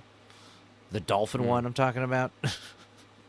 Having not seen it, I cannot. Yeah, I cannot. because it's basically. Dolphin. Yeah, I don't want to spoil it. I don't want to spoil it. Yeah, because it's basically the same concept as the second episode of series 4, and it was kind of done better, that one. I mean, it was all kind of like this big thing where, aliens invade because of some misunderstanding, and we're pretty much screwed. There was an episode that was a little darker, that was like Spider Rose, and it was like a robot with like a pet robot lady who gets a pet, and it seemed like it was going to be cool, and then it just kind of, I don't know, just aborts. It's a bit nihilistic, doesn't it? It's just, yeah. It's nothing like the really cool one from the previous season. One of the previous seasons was the one with the spider alien that's like got that guy in like a Matrix loop of some kind to keep feeding on him and stuff. That was creepy. I'm waiting for something to top that one. That's one of my favorite episodes. That was a great one. This one felt kind of similar to that, but yeah, just totally missed it tonally. I don't know. Again, the creature design's cool. I don't know. Yeah, the creature was kind of cute as well. I mean, I was like, I don't want this poor little thing to get killed. I hope it makes it through. I think the best Alright. one was like the weird like motion what's it called? Not motion blur. Tilt blur. Tilt. What's it called? I don't know. The big aerial view of the alien invasion episode. Tilt shift episode. Yeah, that was the best one, I think. Okay. I haven't I seen it, missed but I that. will take your word for it. Well, Has it's on anybody else Netflix, seen so we know season you'll check it 4 out, of, Lance. anyone else seen season 4 of Love, Death and Robots and want to offer comment before we move on? Anyone? Bueller? Anyone? I'm still yet No, to okay. finish it properly, so from what I'm hearing, it's Yeah. not as good as the series, and I need to watch them as well. Yeah, I mean, I would definitely I recommend watching it because it's like they're so short. There's not really a lot to lose, you know. Maybe an Even from the hour or bad ones. two. Yeah, you'll Okay. learn something, even if you find something you don't like, you know. Mhm. Rachel, what have you been watching? Have you been watching anything new lately that you've quite liked that you'd like to maybe give a mention? The only thing new that I watched this week, because I've been diving into stuff that I loved as a kid this week. So is it the latest episode of Sesame Street, or what are we talking about? That one was really deep, you know. That one was really deep. You should have seen it. Ah, No, the only new one I watched this week was Nona's, which I talked about that earlier. It's on Netflix. It's based on a true story about this man who loses his grandmother and mother and decides that how he's going to deal with his grief is to start a restaurant in their honor. oh yeah, you mentioned. Isn't this called Grandma's or something like that, or what is it Well, called again? It's called Nona's. So basically, Yeah. grandma. My mom Yeah. watched it and loved it. I didn't see it though. Yeah, It's really good. It's worth it. I started watching it the night before my flight to Corfu. When I had trouble sleeping, I put this Mhm. on, and then I did fall asleep. But that's because I took a sleeping pill. Because I was Now- worried about not sleeping. It's about a bunch of old ladies who cook at a restaurant, right? Yeah, it's more about him, but they are great side characters. They really Now- add life to it. This restaurant, I'm Well, assuming, has like a family style serving thing. Is that right? Yeah. Because I was like, you This can't is have a bunch of old Susan ladies cooking. Sarandon. Yeah. It's Susan Sarandon, Lorraine Bracco, Talia Shire, and Brenda Vaccaro. These are 4 Yeah. actresses have legacy careers here. we're Totally. talking. Yeah. So. And these roles are worthy of that too. They do an Yeah. excellent job. I almost didn't recognize 2 of them, which is crazy. So, Because I guess- Lorraine I just- Bracco is Goodfellas, right? Goodfellas. of course. Yeah. Yeah. Yeah. Hackers. I'm just kidding. You know what I do love? Because this idea, like, oh, I'm gonna have a bunch of for the authentic Italian food. We're gonna have a bunch of a handful of old ladies come here and cook like authentic Italian food, but it's obviously gonna have to be family style. Like it's a limited menu. I'm guessing that's the way. It's the only way it's gonna work. Because I think it would be hilarious if this guy like ran like a kitchen, like he's putting like 4 ladies like on the line behind the grill of like a normal kitchen. They're like, my ankles, oh, I can't do this. This is too fast. We did that order on table 39. They said hilarious no. about it. Yeah. Oh my He god. tries that. I don't want to spoil anything, but he does try that. Good. Okay, good. Uh, All right. Because, like, yeah, that would just be one of those things. Susan Sarandon, though, man. Yeah. But I mean, continue. Where's that going? Keep going. That's it. I That's feel it. like I know where it's going. Susan Sarandon, man, period. There you go. Susan Sarandon, comma, man, period. That was the final thought. Okay. All right. Well, Tim Robbins. So, just saying, already been there. All right. So It'd be an honor to go where Tim Robbins has been, okay? just anywhere in life, you Oh know? my god. Tim Robbins What is are we? great. What are we giving? What are we giving? Nonas out of 10, guys. What's the rating here? My mom gave it a 10 out of 10. She loved it. right? I can see that. My I give it a mother's- 9. I was going to say, however, your mother is not a panelist of the Nielsen ratings, but you are. What's your rating, Enzo? Didn't see it. She's gonna make me watch Oh. it soon. I can feel it. Okay, well, you can come back and mention what your rating is another time. But Rachel, you're giving it a 9, did you say? Yeah, I'm giving it a 9. And also, Joe Manganiello was really great in this. He should be in more things. I miss him.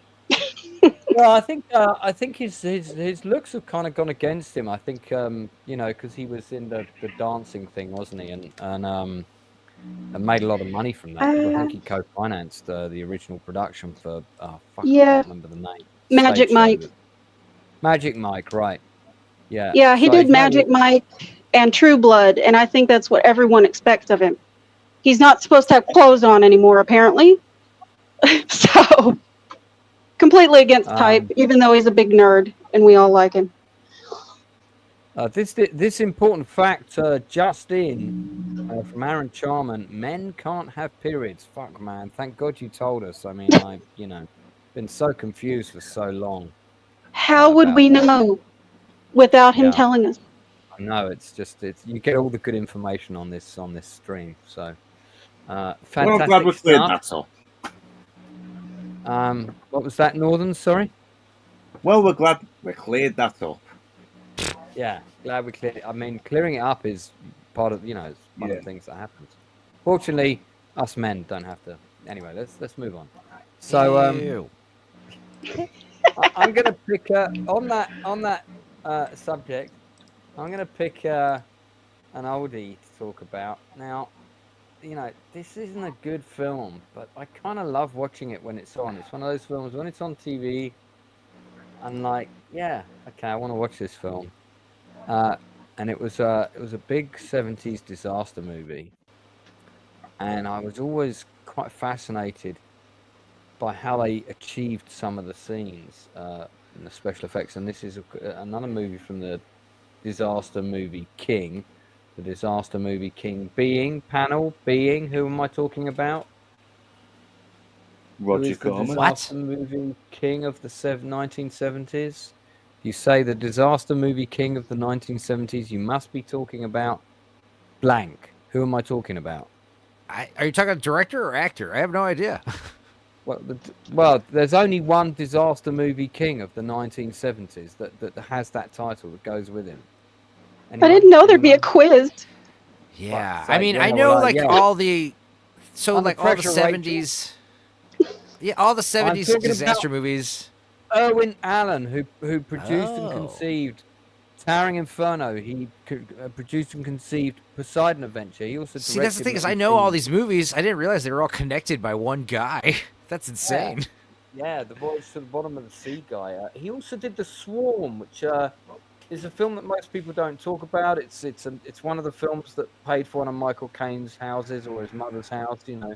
Are they mosquitoes? Is that mosquitoes? No, it's bees. And Okay, Oh, That's- less horrifying. it's got some. It's there's bits of it that have aged really badly, especially when this guy gets given this serum and he's kind of hallucinating and stuff. But it's got a smattering of big names in there, including Richard Chamberlain again from Towering Inferno. But it has got some incredibly good scenes. There's a really good scene where the swarm of bees comes and attacks this town. And they've got incredible scenes with these stunt people running through swarms of bees. And I mean, they must have shot it for real, those sequences. Let's see if there's any stills here. We can have a quick look.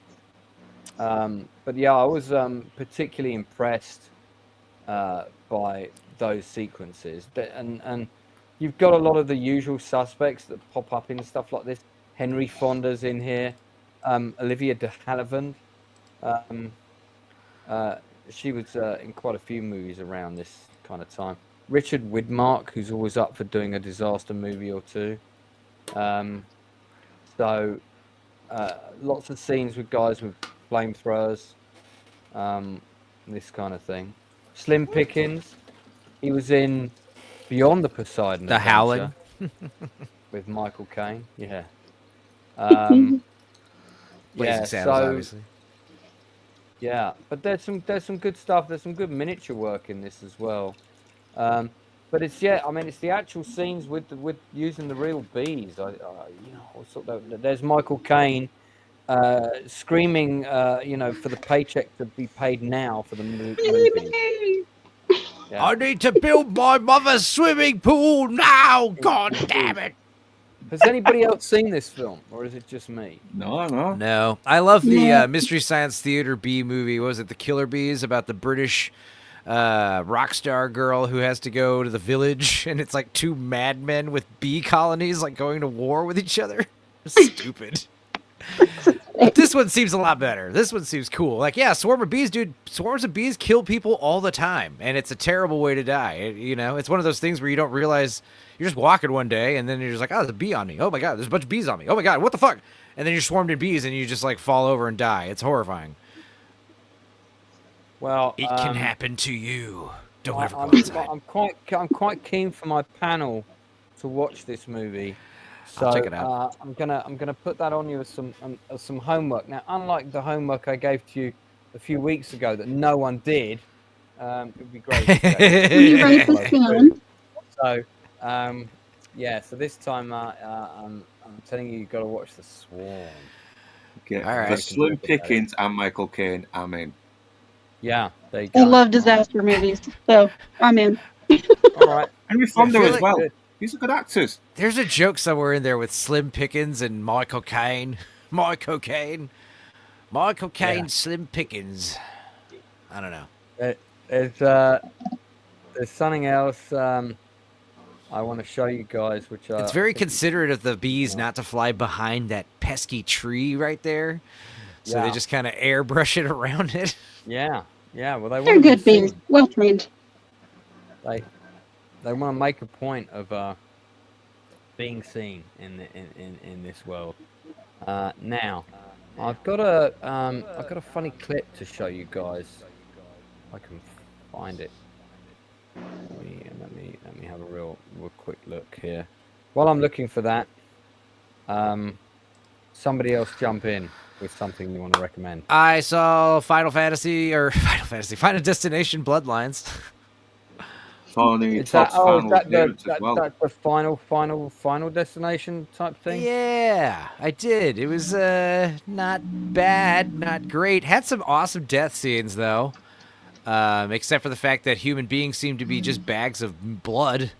Once that bubble pops, just blood goes everywhere. There's no organs or bones or anything.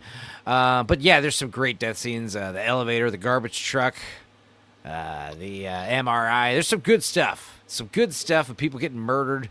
But yeah, it's a stupid movie. And this one felt especially hokey compared to the other ones. It sounded and looked like a Hallmark movie. And you guys know I'm a big, aficionado. I know when something feels Hallmarky. This felt like a Hallmark movie with a lot of death and violent, grisly murders in it. Also overuse of CGI, just like the what did we talk about? G20. Why can't they just go outside and film the sky? Like, why does the sky always have to be that over computer animated super sunset Warner Brothers sky every time? It looks like the sun is exploding.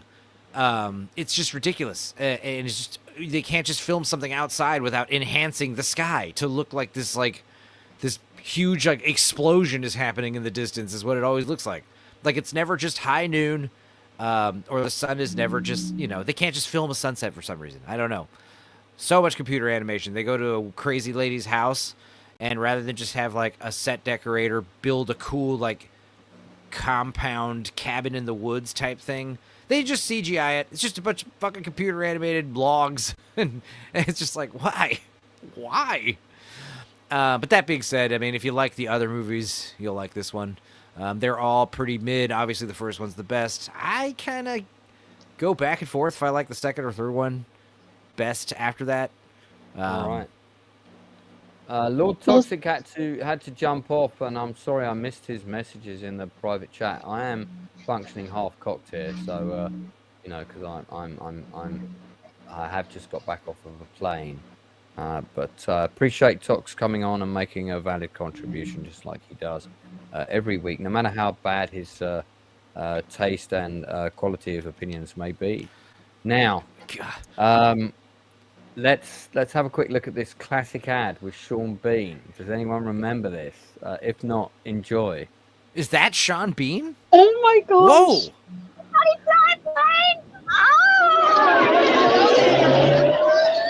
Don't panic, mister.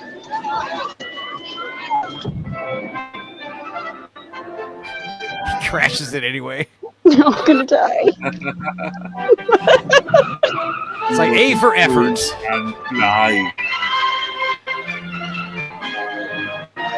Joe, I was drinking bar. So That was the best basically, goddamn the moral commercial of- I've ever seen. The moral of the story is, if you drink beer, you too can save people in a plane if a plane's going down. Some drunk guy saves a bunch of people from dying and then drinks some more. Hell yeah! No, the Enzo alcohol needs free. that clip. Alcohol free. It's alcohol I free. want to see the comments on that video. Also, It in would have that, been better if it actually had alcohol in it, though, because the advert said alcohol free. Sadly, It's a non-alcoholic beer. They ruined it. I know. Totally ruined. is this it? is ruined. Is that a non-alcoholic beer? Yeah, look at the advert again. It says non-alcoholic beer because I was I am, pretty much I am thinking shocked. drunk. Dude, this is a Hilarious. This is from 1985. I'm pretty sure there wasn't such a thing as a non-alcoholic beer. You'd be Nice. surprised how trying long to- their Get the squares have clip up, existed, actually Lance. Get the clip up. You'd be surprised, bro.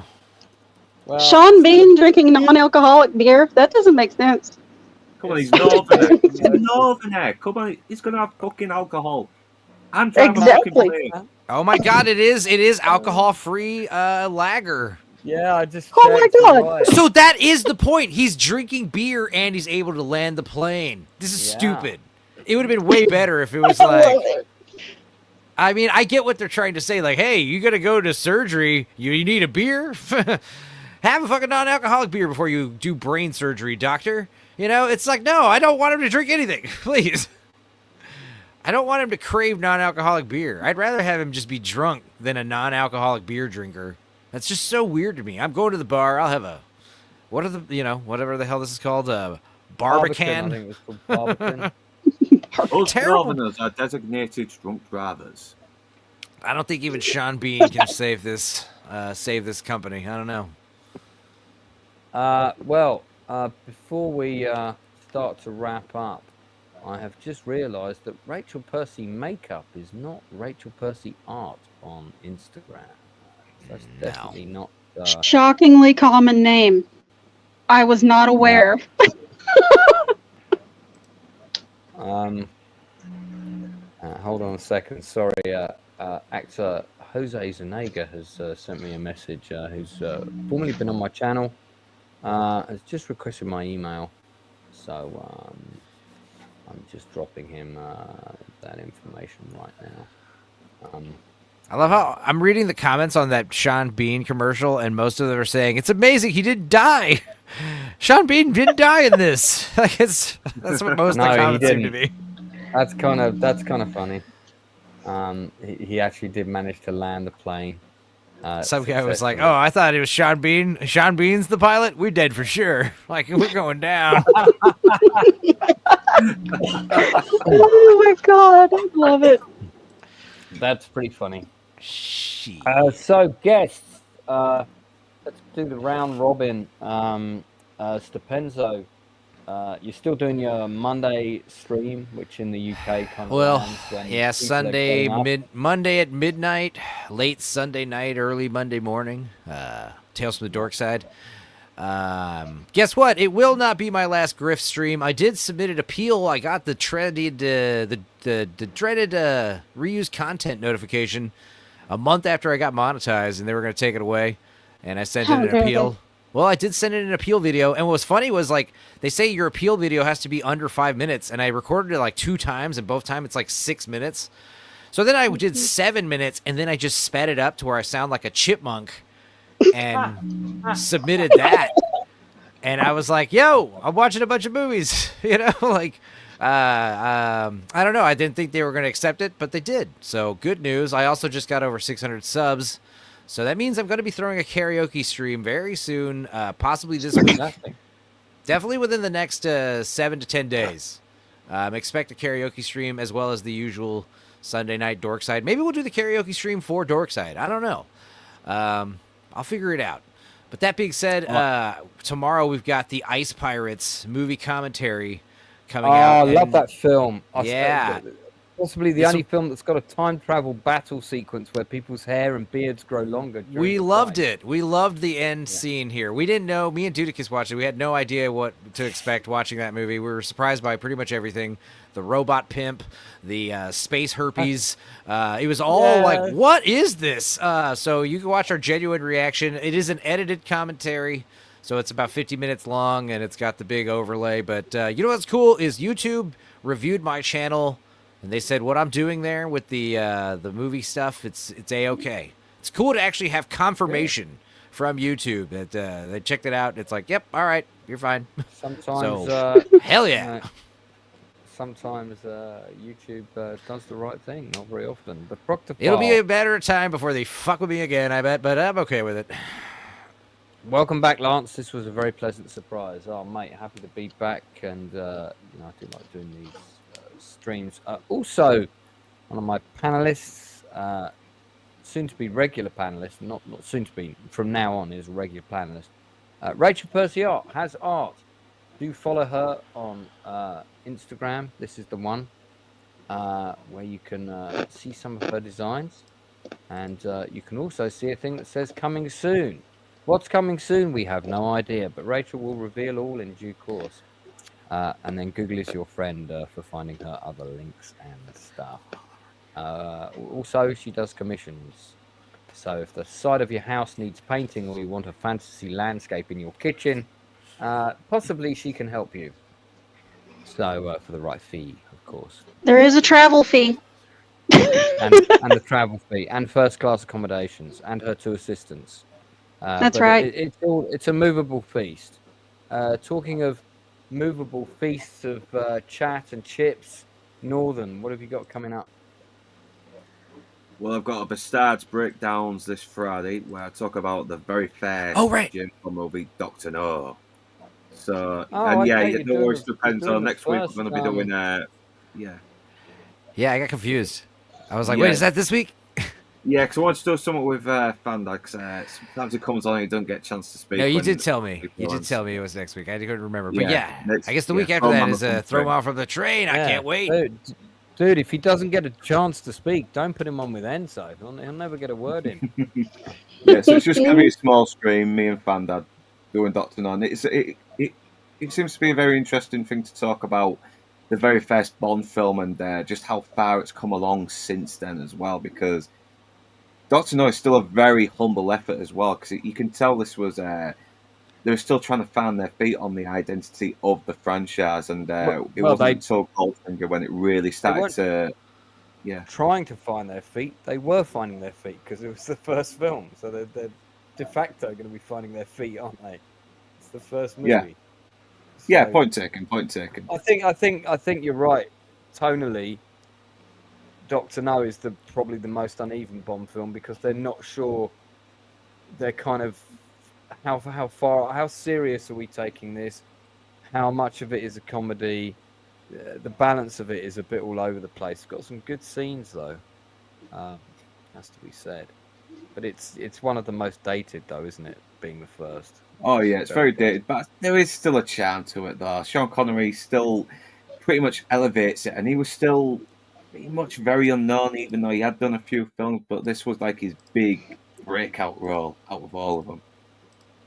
By the way, pleased to inform you that The Swarm, apparently, according to Wikipedia, is largely considered to be one of the worst films ever made. Nice. I don't agree. Something to look forward to. I think it's pretty good fucking fun. So don't be giving me that Wikipedia.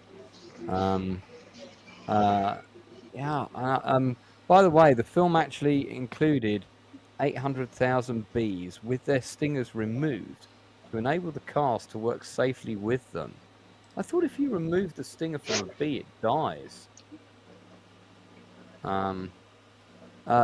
Olivia de Havilland was stung by a bee while filming. There you go. So we'll get into more trivia for that next week when I get to hear what my panelists think of The Swarm. But I did say it's got some effective scenes with the, with the bees getting on people and shit. And here's one of the. Here's a great still. Look at that. Now that could be Enzo. You can't tell, but it could be. Now, They need to do a remake with Nicolas Cage. They do. Fleshless Films, who definitely should have been on the panel for episode 69. Lance, top film to check out, The Empty Man, 10 out of 10. So good. Has anyone else heard of that? The Empty Man? No. Let me have a quick Michael Google before we all pass out. Sorry, we are came in out slightly 2020. Oh, James Badge Dale. He was in Band of Brothers Pacific. I rate him as an actor. I think he's a good actor. It's a cult movie. Okay, neato. On the trail of a missing girl, an ex-cop comes across a secretive group attempting to summon a terrifying supernatural entity. Now, a lot of IMDb don't agree with you. It's got a score of 6.2 out of 10. But Fleshless Film says it's mint. Have you seen it, Rachel? No, but that plot sounds strangely familiar, doesn't it? Does sound very strangely familiar. The Wicker Man? There's a lot of movies so like much this. so Yeah. that it could be part of the ship of Captain Strange and his familiar fun time. So, yeah, whatever that means. Paul Smith, are you talking about the... are you talking about the 4-part series that I talked about before, the one that I got Critical Drinker to do or I recommended to him that he watched it and he decided to then recommend the show, The Bombing of Pan Am 103. It's because I know there's a second show coming out about that topic. Is that out now? Is that what you're telling us? Is that out? That's the BBC co-production? I'd very much want to see that if that's out. Yeah, I don't know I've not heard anything about this movie before. If this dropped in lockdown, obviously it would have been largely lost. But has anyone seen it? Anyone seen this? Empty Man? No, I'm Anyone? trying to. Nope. I think you mentioned it before that it was it Netflix that was doing it? Yeah. It's got quite a stylish look to it. Northern's offering to go where no one's gone before. So yeah, check it out and report back to us. Paul, all you've said is yes to the question I posed. Which is, the question I posed was, is it the show that's already been on, or is it the BBC co-production? And you said yes, which could mean yes to either of those. So, in fact, you know what I'm going to do? I'm just going to jump on BBC. He's a man of mystery. That's what he's doing. If he's seen it already, it's got to be out, isn't it? Let's have a look. BBC iPlayer. What's new? What's new in the category of drama? Let's have a look. Drama and soaps. Featured Bombing of Pan Am 103. Brand new show is out. Start watching. Sweet. Bollocks. That's the next 2 hours of my life. Then. Yeah. So thank you, Paul, for the recommendation. I do want to talk that. So bad news, guys. You've got yet more homework for next week. I'm going to need all my panelists to watch The Bombing of Pan Am 103. Good news, Enzo. It is only 2 episodes. Yay! 55 minutes each. Yeah. That's fine by me. That's fine by me. So, first class cast. Let's see what it's going to be like. All right, great.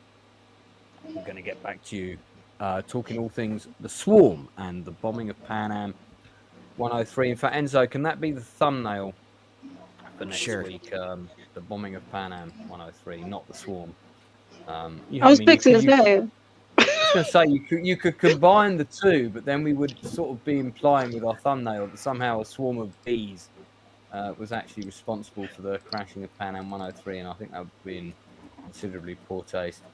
So yeah, the IMDb link for the drama for both my panelists and people in the chat alike. Whoa! It's coming up in the chat now.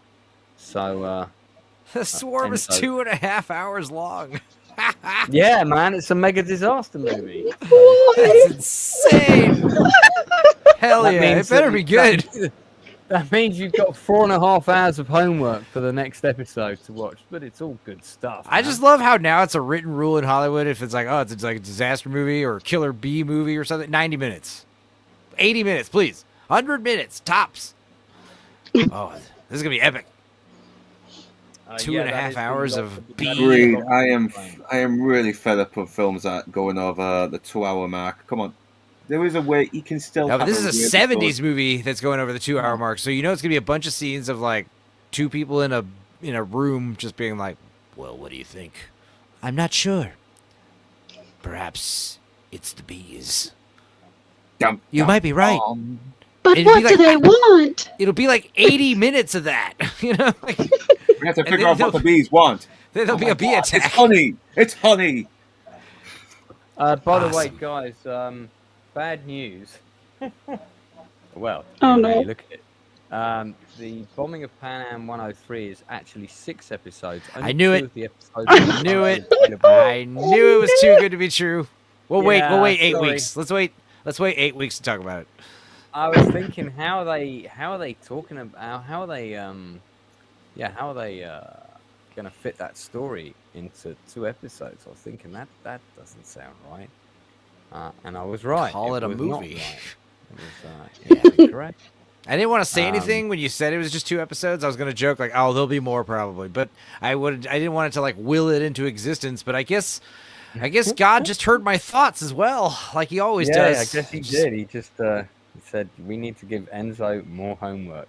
There will be Okay, more. well, in that case, let's make the thumbnail for the Swarm next week, and we'll guys start watching the bombing of Pan Am 103. And I think you're right. I think we should actually get into it when the whole thing has been released, rather than talk about it weekly. So I am just double checking to make sure the entire series is not available elsewhere.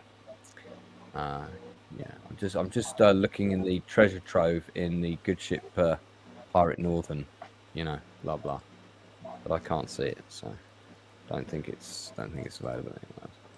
All right, okay, great. I think that's it. We're going to wrap it up there because I'm pretty tired, and we have things to do, people to see, etc., etc. Got to shake a man about a horse, that kind of thing.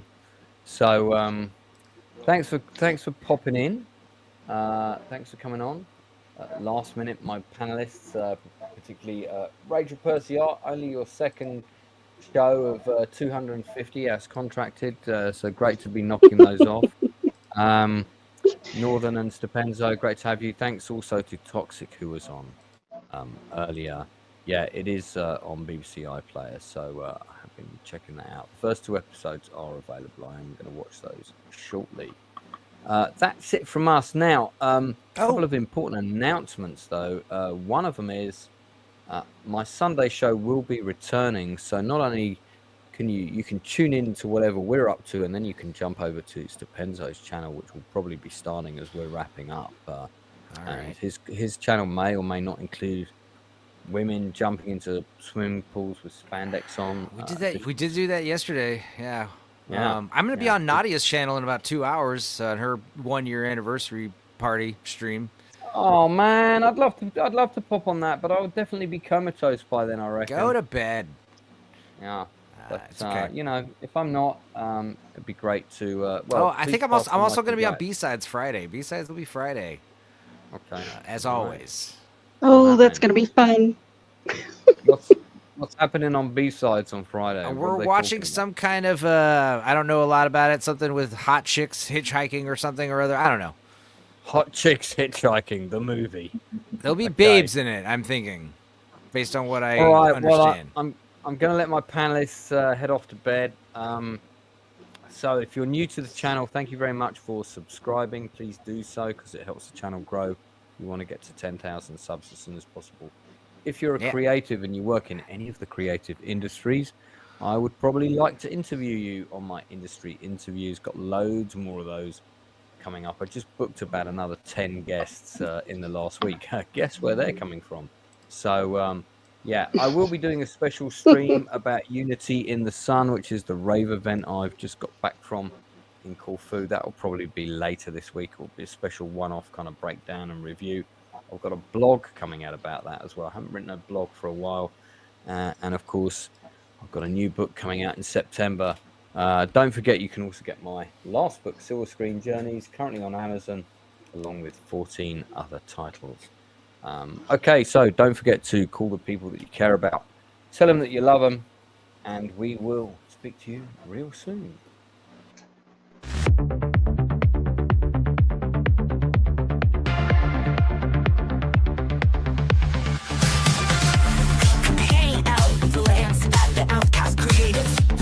Misfits and dreamers getting innovative. It's film, TV, and theater in the mix. Industry interviews where ideas get their fix. He's creative, we're creative. How about you? Share your passion, join the crew. At Outcast, creative, we're breaking through. Hang with Lance and the Outcast crew. Hang with Lance and the Outcast crew. Interviews with fellow artists on the rise and reviews that might surprise. Films, TV shows from back in the day. You might just find a hidden gem today. He's creative, we're creative. How about you?